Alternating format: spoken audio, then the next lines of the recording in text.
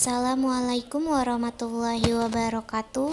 Yang saya hormati dosen pembimbing mata kuliah pengantar manajemen, Ibu Anita MSI. Dan yang saya banggakan kepada teman-teman sekalian. Perkenalkan, saya Dea Sabila Syifa, moderator dari kelompok 11, akan memimpin acara presentasi. Alhamdulillah, pada hari ini kita akan melanjutkan perkuliahan kita, yaitu penyampaian materi presentasi dari kelompok 11. Yang beranggotakan Dea Salsabila Syifa dengan NIM 211420092 dan Reza Syahfalevi dengan NIM 211420093 yang akan membahas materi tentang managing teams. Materi pertama akan disampaikan oleh Reza Syahfalevi. Bab 11. Pengelola tim. Hasil pembelajaran. Ikuti garis besar pembelajaran ini saat ini membaca dan mempelajari bab ini. 11. Satu grup dan pengembangan grup. Mendefinisikan berbagai jenis kelompok. Jelaskan 5 tahap perkembangan kelompok. Dan 112. Kinerja dan kepuasan kelompok kerja. Buat daftar komponen utama yang menentukan kinerja kelompok dan kepuasan. Jelaskan bagaimana kondisi eksternal dan sumber daya anggota kelompok mempengaruhi kinerja dan kepuasan kelompok. Diskusikan bagaimana struktur kelompok mempengaruhi kinerja kelompok dan kepuasan. Selanjutnya jelaskan bagaimana proses kelompok dan tugas kelompok mempengaruhi kelompok kinerja dan kepuasan. Hasil pembelajaran 11 dan 3. Mengubah grup menjadi tim yang efektif. Bandingkan grup dan tim. Jelaskan 4 jenis tim yang paling umum. Buat daftar karakteristik tim yang efektif. 11.4. Tantangan saat ini dalam mengelola tim. Diskusikan tantangan mengelola tim global. Jelaskan peran jaringan informasi sosial dan mengelola tim.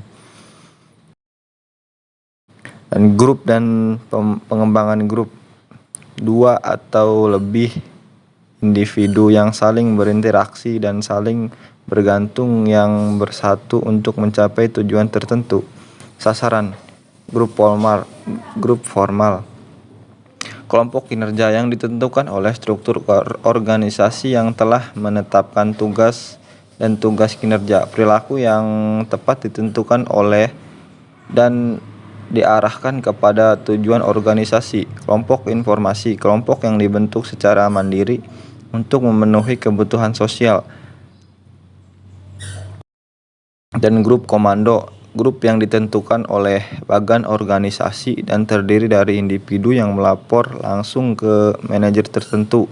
Selanjutnya kelompok tugas, kelompok yang terdiri dari individu-individu yang disatukan untuk menyelesaikan tugas pekerjaan tertentu. Keberadaan mereka seringkali bersifat sementara karena begitu tugas selesai, kelompok tersebut bubar.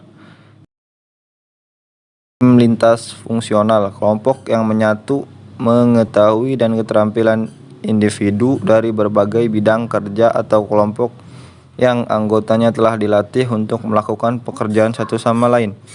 Tim yang dikelola sendiri, kelompok yang pada dasarnya independen dan selain tugas mereka sendiri mengambil tanggung jawab tradisional seperti perekrutan, perencanaan dan penjadwalan dan evaluasi kerja. Tahap dan pengembangan kelompok. Membentuk. Anggota bergabung dan memulai proses mendefinisikan tujuan, struktur dan kepemimpinan kelompok. Menyerang. Konflik interkelompok terjadi ketika individu menolak kontrol dan kelompok dan tidak setuju atas kepemimpinan. Norma. Hubungan dekat berkembang sebagai kelompok menjadi kohesif dan menetapkan norma-norma untuk perilaku yang dapat diterima. Dan petunjuk. Struktur kelompok yang berfungsi penuh memungkinkan kelompok untuk fokus melakukan tugas yang ada. Penundaan grup. Grup bersiap untuk bubar dan tidak lagi peduli dengan kinerja tingkat tinggi. Tahap yang pertama yakni pembentukan, tahap kedua penyerbuan, tahap ketiga norma, tahap keempat petunjukan, nomor 5 penundaan. Ketentuan eksternal yang dikenakan pada grup. Pertama, sumber daya anggota grup, terus struktur grup, proses grup, dan tugas kelompok, kinerja, dan kepuasan. Kondisi eksternal yang dikenakan pada grup. Yang pertama ini strategi organisasi, dan yang kedua hubungan otoritas dan peraturan formal, sumber daya organisasi yang tersedia, kriteria pemilihan karyawan, manajemen kerja, sistem penilaian, budaya organisasi, tata letak fisik umum ruang kerja. Sumber daya anggota grup. Pengetahuan, keterampilan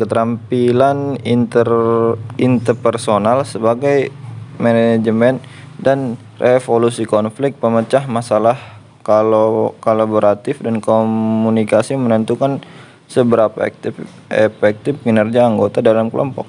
Kemampuan, tentukan apa yang dapat dilakukan anggota dan ciri-ciri kepribadian. Sifat positif, cenderung berhubungan positif dengan produktivitas dan norma kelompok. Struktur grup, peran, serangkaian pola perilaku yang diharapkan dikaitkan dengan seseorang yang menempati posisi tertentu dalam unit sosial yang membantu kelompok dalam penyelesaian tugas atau mempertahankan kepuasan anggota kelompok. Konflik peran, mengalami ekspresi peran yang berbeda, ambiguitas peran, ketidakpastian tentang harap peran.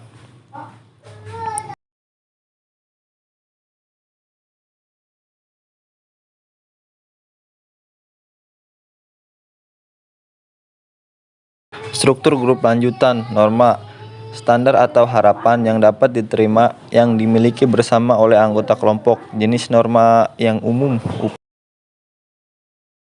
Struktur grup lanjutan, kesesuaian, individu menyesuaikan diri agar dapat diterima oleh kelompok. Tekanan kelompok dapat berdampak pada individu, penilaian, dan sikap anggota. Efek konformitas tidak sekuat dulu adalah, meskipun masih merupakan kekuatan yang kuat, pemikiran kelompok, tekanan ekstensif dari orang lain dan dalam kelompok yang sangat kohesif atau terancam dalam menyebabkan anggota individu mengubah pendapat mereka agar sesuai dengan pendapat kelompok. Contoh kartu yang digunakan di belajar. Struktur grup lanjutan, sistem status, sistem penilaian posisi atau peringkat prestis formal atau informasi untuk anggota kelompok yang berfungsi sebagai pengakuan atas kontribusi individu kepada kelompok dan sebagai motivator perilaku. Sistem status formal efektif ketika peringkat yang dirasakan dari seorang individu dan simbol status yang diberikan bahwa individu tersebut kongruen. Struktur grup, ukuran grup, kelompok kecil selesaikan tugas lebih cepat daripada kelompok yang lebih besar, manfaatkan fakta dan dengan lebih efektif. Grup besar memecahkan masalah lebih baik daripada kelompok kecil. Bagus untuk mendapatkan masukan yang beragam, lebih efektif sebenarnya temuan. Kemalasan sosial, kecenderungan individu untuk mengeluarkan lebih sedikit usaha ketika bekerja secara kolektif dari individu ketika bekerja secara individu. Struktur kelompok lanjutan, kekompakan kelompok, sejauh mana anggota tertarik pada suatu kelompok dan berbagai tujuan kelompok. Kelompok yang sangat kohesif lebih efektif dan produktif daripada kelompok yang kurang kohesif ketika tujuan mereka selaras dengan tujuan organisasi. Dan produktivitas kepanduan tinggi peningkatan kuat dalam produktif, rendah peningkatan sedang dalam produktivitas. Penurunan produktivitas, tidak ada efek signifikan pada produktif. dan itu penyelesaian tujuan kelompok organisasi. Selanjutnya proses kelompok, pengambilan keputusan kelompok. Keuntungan menghasilkan informasi yang lebih lengkap dan pengetahuan, dan menghasilkan lebih beragam alternatif, meningkatkan penerimaan solusi, meningkatkan legitimasi keputusan. Kekurangan membuang-buang waktu, dominasi minoritas, tekanan untuk menyesuaikan diri, tanggung jawab yang ambigu. Teknik untuk membuat keputusan kelompok yang lebih kreatif. Pertama, ini kelompok peningkatan kreatif dan kelompok pengembangan yang rapat elektrotip. Teknik grup nominal, ngit, curah pendapat, sebuah teknik pengambilan keputusan kelompok di mana anggota kelompok disajikan dengan masalah. Masing-masing anggota secara mandiri menuliskan ide-idenya tentang masalah tersebut, dan kemudian setiap anggota mempresentasikan satu ide kepada kelompok sampai semua ide telah dipresentasikan. Tidak ada diskusi yang terjadi sampai semua ide telah disajikan.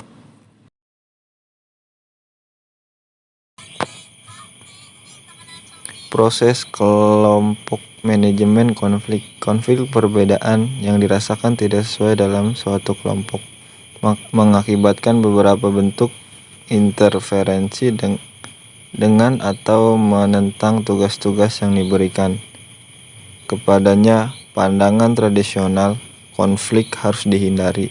Pandangan hubungan manusia, konflik adalah hasil alami dan tidak terhindar dalam kelompok manapun.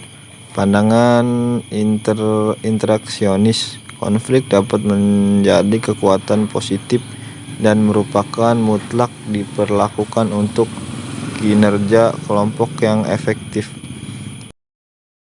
Tingkatan konflik, jenis kelompok konflik, Kinsom kata karakteristik, tangkapan grup, pertunjukan, disfungsional, kurang ide-ide baru, perdana, opsional, fungsional, keinginan, inovatif, tinggi, disfungsional, mengganggu, rendah.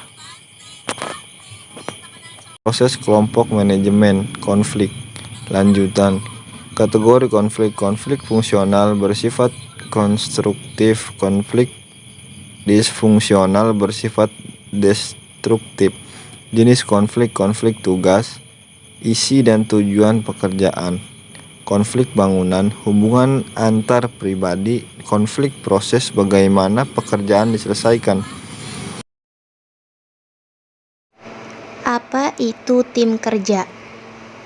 Tim kerja yaitu sebuah kelompok yang anggotanya bekerja secara intens pada tujuan bersama tertentu menggunakan sinergi positif, akuntabilitas individu dan timbal balik, dan keterampilan yang saling melengkapi. Jenis tim pemecah masalah, tim kerja yang dikelola sendiri, tim lintas fungsi, tim virtual. Grup versus tim. Pertama ada tim kerja, yaitu pertama ada peran kepemimpinan dibagi bertanggung jawab pada diri sendiri dan tim. Tim menciptakan tujuan tertentu. Yang kedua ada pertemuan ditandai dengan terbuka diskusi dan pemecahan masalah kolaboratif. Yang ketiga ada kinerja diukur secara langsung dengan mengevaluasi hasil kerja kolektif. Yang keempat ada pekerjaan diputuskan dan dilakukan bersama. Materi yang kedua ada kelompok kerja, yaitu ada satu pemimpin jelas bertanggung jawab, kedua ada bertanggung jawab hanya untuk diri sendiri, ketiga tujuannya sama dengan organisasi yang lebih luas, keempat pekerjaan dilakukan secara individu, kelima ada rapat yang kolaborasinya atau diskusi terbuka. Kinerja diukur secara tidak langsung menurut pengaruhnya terhadap orang lain. Pekerjaan diputuskan oleh ketua kelompok dan didelegasikan kepada anggota kelompok individu. Grup versus teams. Kelompok kerja yaitu pemimpin yang kuat dan fokus dengan jelas. Pertama ada akuntabilitas individu, kedua tujuan kelompok sama dengan misi organisasi yang lebih luas, dan ada materi produk kerja individu, yaitu ada pertama menjalankan rapat yang efisien, mengukur efektivitasnya secara tidak langsung dengan pengaruhnya terhadap orang lain seperti kinerja keuangan bisnis, dan yang terakhir ada membahas, memutuskan, dan mendelegasikan bersama. Materi kedua ada tim. Peran kepemimpinan bersama yaitu ada pertama ada akuntabilitas individu dan timbal balik, kedua tujuan khusus tim bahwa tim itu sendiri memberikan, ketiga produk kerja kolektif, keempat mendorong diskusi terbuka dan pertemuan pemecahan masalahnya yang aktif, kelima ada mengukur kinerja secara langsung dengan menilai produk kerja kolektif, keenam ada membahas, memutuskan, melakukan pekerjaan nyata. Jenis tim. Yang pertama ada tim pemecah masalah. Karyawan dari departemen dan area fungsional yang sama yang terlibat dalam upaya meningkatkan aktivitas kerja atau memecahkan masalah tertentu. Yang kedua ada tim kerja yang dikelola sendiri. Sekelompok karyawan formal yang beroperasi tanpa manajer dan bertanggung jawab atas proses atau segmen kerja yang lengkap. Jenis tim lanjutan. Yang pertama ada tim lintas fungsi. Pengelompokan hibridra dari individu-individu yang ahli dalam berbagai spesialisis dan yang bekerja sama dalam berbagai tugas. Yang kedua ada tim virtual. Tim yang menggunakan teknologi komputer untuk menghubungkan anggota yang terpisah secara fisik untuk mencapai tujuan bersama. Karakteristik tim yang efektif. Pertama ada jelas tujuan, kedua ada keterampilan yang relevan, ketiga ada saling percaya, keempat ada komitmen bersatu, kelima ada keterampilan negosiasi, keenam ada kepemimpinan yang tepat, ketujuh ada dukungan internal, dan kedelapan ada dukungan eksternal. Karakteristik efektif tim. Yang pertama ada memiliki kejelasan pemahaman tentang tujuan mereka, yang kedua memiliki anggota yang kompeten dengan keterampilan teknis dan interpersonal yang relevan, yang ketiga menunjukkan rasa saling percaya yang tinggi terhadap karakter dan integritas para anggotanya, yang keempat ada bersatu dalam komitmen terhadap tujuan tim, kelima memiliki komunikasi yang baik, keenam memiliki efektif keterampilan bernegosiasi, ketujuh memiliki yang sesuai kepemimpinan, kedelapan ada memiliki dukungan internal dan eksternal lingkungan. Tantangan saat ini dalam mengelola tim. Yang pertama, mendapatkan karyawan untuk bekerja sama dengan orang lain, berbagi informasi, dan hadapi perbedaan. Yang kedua, sublimasikan kepentingan pribadi untuk kebaikan tim yang lebih besar. Mengelola tim global. Pertama ada sumber daya anggota grup. Karakteristik budaya yang unik dari anggota tim yaitu ada menghindari stereotip, dan yang kedua ada struktur grup yaitu grouping tanpa kesesuaian, ada status bervariasi, pentingnya antar budaya, ada kemalasan sosial, dominasi, bias berat, keterpaduan lebih sulit dicapai, dan ada proses kelompok memanfaatkan ide-ide yang beragam. Peran manajer seorang komunikator yang peka terhadap jenis tim global untuk digunakan. Kekurangan dan manfaat tim global. Kekurangannya ada pertama tidak menyukai anggota tim, kedua tidak mempercayai anggota tim, ketiga ada stereotip, keempat ada masalah komunikasi, dan kelima ada stres dan ketegangan. Manfaat. Yang pertama ada keragaman ide yang lebih besar, terbatas. Ketiga, peningkatan perhatian pada pemahaman ide-ide orang lain, perspektif. Memahami jejaring sosial. Yang pertama ada jaringan sosial, yaitu pola hubungan informal antar individu dalam kelompok. Yang kedua ada pentingnya jejaring sosial, yaitu hubungan dapat membantu atau menghambat keefektifan tim, dan hubungan meningkatkan pencapaian tujuan tim dan meningkatkan komitmen anggota terhadap tim. Syarat yang harus diketahui yaitu ada kelompok, tahap pembentukan, tahap penyerbuan, tahap norma, panggung pertunjukan, tahap penundaan, peran, norma, pemikiran kelompok, status, kemalasan sosial, kekompakan kelompok, konflik, pandangan tradisional tentang konflik, pandangan hubungan manusia tentang konflik, pandangan interaksi tentang konflik, konflik fungsional, konflik disfungsional, konflik tugas, konflik hubungan, konflik proses, tim kerja, tim pemecah masalah, tim kerja yang dikelola sendiri, tim lintas fungsi, tim virtual, struktur. Sekian presentasi dari kami, semoga materi yang kami sampaikan bisa menambah wawasan dan pengetahuan kepada teman-teman. Kurang lebihnya kami mohon maaf, kami akhiri. Wassalamualaikum warahmatullahi wabarakatuh.